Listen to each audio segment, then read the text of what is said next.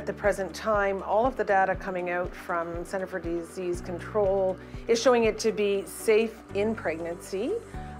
There are studies that have come out, one from the States with approximately 4,000 women on a vaccine registry showing no differences in outcomes in any part of pregnancy or postpartum in those women that receive the vaccine versus those that don't. I would also say that there has been some, I think, misinformation with respect to women getting it and fertility issues. There are no issues with the vaccine having any effect on fertility. There's the central number you can call and book your vaccine, as well as Vitalite and Horizon both have clinics that are up and running and booked through pharmacies. Pharmacies will take pregnant women as well as the two clinics. Yes, all the data that we're seeing, overall, generally women who are pregnant have more, are at increased risk for more severe disease, increased risk for ICU admission, ventilation. And I think what's really brought it home in the last week to 2 weeks is in Toronto. Speaking with colleagues there, they have a number of pregnant women in intensive care, ventilated, very, very sick. Further to that, our Society of Obstetricians and Gynecologists of Canada came out with a statement that all pregnant women 20 weeks and over should be offered and encouraged to receive the vaccine.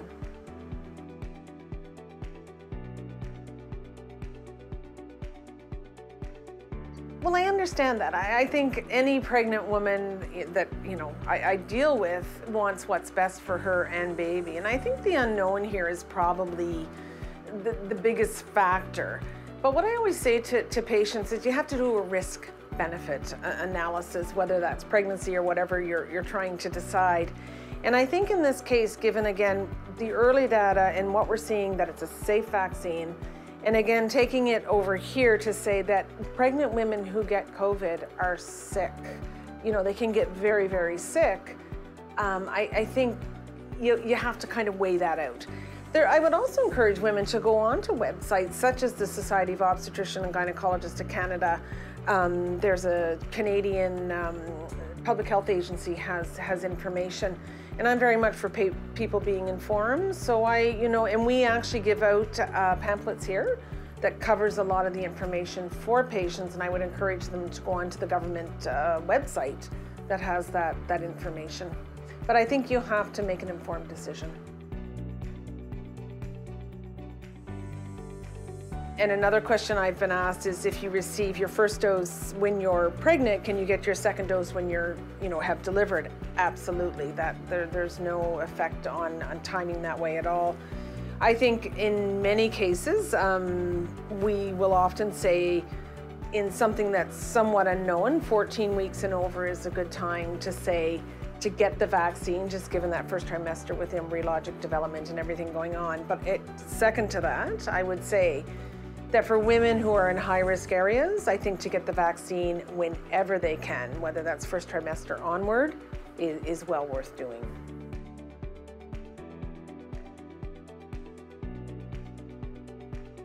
In all of the studies that we're seeing, whether that's women getting it pre-pregnancy, early pregnancy, or later and after, all of the safety profiles are showing that there is no increased risk to any of that population.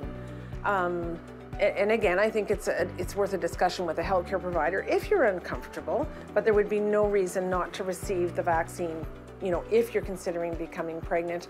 And again, if you inadvertently received the vaccine not knowing you were pregnant, again, I would not be worried about that.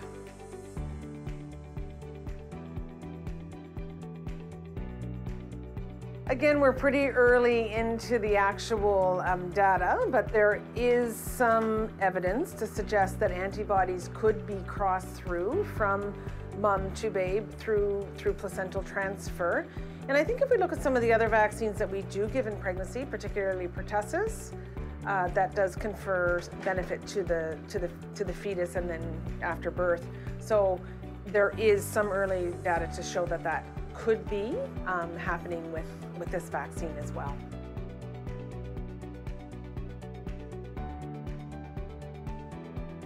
living in New Brunswick and the Maritimes in general, I think we've felt relatively safe, so to speak.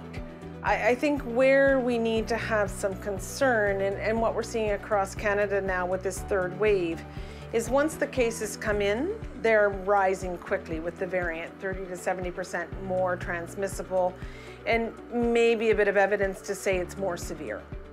So when women say to me, well, you know, we don't have any cases, it's low in New Brunswick, my reply is that can change very quickly. And in order to have that protection, you need that vaccine 2 weeks at least before you have exposure to confer the benefit. So I think it's more being proactive rather than, you know, trying to catch up when we do have one of those rises or spikes.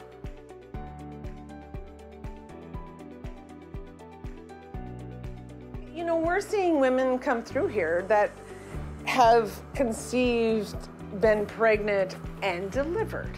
Is it without challenges? No, there are special considerations, and I think many women, it's required a bit of lifestyle change to have been pregnant during this pandemic because of the risk of contracting COVID. But, you know, I think it's like anything, there's no perfect time in life to do it.